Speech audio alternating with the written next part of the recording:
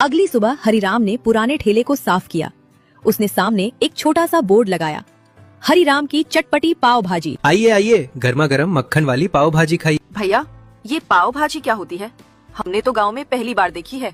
बहन जी, ये मसालेदार सब्जियों से बनी भाजी होती है, ऊपर से मक्खन और साथ में गरम पाव।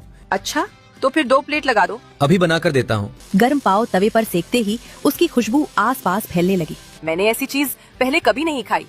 भैया, तुम्हारे हाथ में तो कमाल का स्वाद है। हम तो समझ रहे थे पता नहीं कैसी होगी।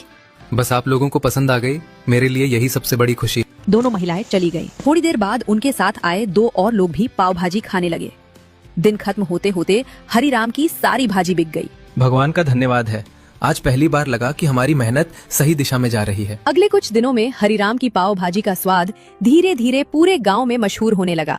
शाम होते ही उसके छोटे से ठेले के सामने लोगों की भीड़ जमा होने लगी। भाई, अब तो तुम्हारी पाव भाजी खाने के लिए लाइन में लगना पड़ता है। जल्दी से मेरी प्लेट भी लगाओ, नहीं तो मेरा नंबर आधी रात को आएगा। अरे नहीं भाई, ऐसा कुछ नहीं है, आप बैठिए, अभी आपकी प्लेट तैयार करता हूँ। वो साफ सफाई का भी पूरा ध्यान रखता और हर ग्राहक को ताज़ा खाना देता। उसी बाजार में कुछ दूरी पर जगदीश की पुरानी नाश्ते की दुकान थी। पहले उसके यहाँ काफी ग्राहक आते थे, लेकिन अब कई लोग हरिराम के ठेले पर जाने लगे। लोग अचानक मुझे छोड़कर उसके पास कैसे चले गए? मैं देखता हूँ ये हरिराम कितने दिन अपनी दुकान चला पाता है। जगदीश ने चाल चलने का फैसला कर लिया। अगर यह ठेला इसी तरह चलता रहा तो मेरी दुकान पूरी तरह बंद हो जाएगी। अगली सुबह हरिराम रोज की तरह अपना ठेला लेकर बाजार पहुंचा, लेकिन आज उसके ठेले के आसपास कुछ लोग पहले से ही खड़े थे। हरिराम भाई, आज बाजार में तुम्हारे बारे में अजीब अजीब बातें हो रही हैं। लोग कह रहे हैं कि तुम्हारी पाव भाजी खाने से कुछ लोगों की तबीयत खराब हो गई। ये कैसी बात कर रहे हो भाई? मेरी पाव भाजी खाकर तो आज तक किसी ने शिकायत नहीं की। मैं हमेशा ताजी सब्जियां इस्तेमाल करता हूँ। हमें भी यकीन नहीं हो रहा, लेकिन सुबह से यही बात पूरे बाजार में फैल रही है। जरूर किसी ने जानबूझकर मेरे खिलाफ ये झूठ फैलाया है। तभी जगदीश वहाँ आ गया।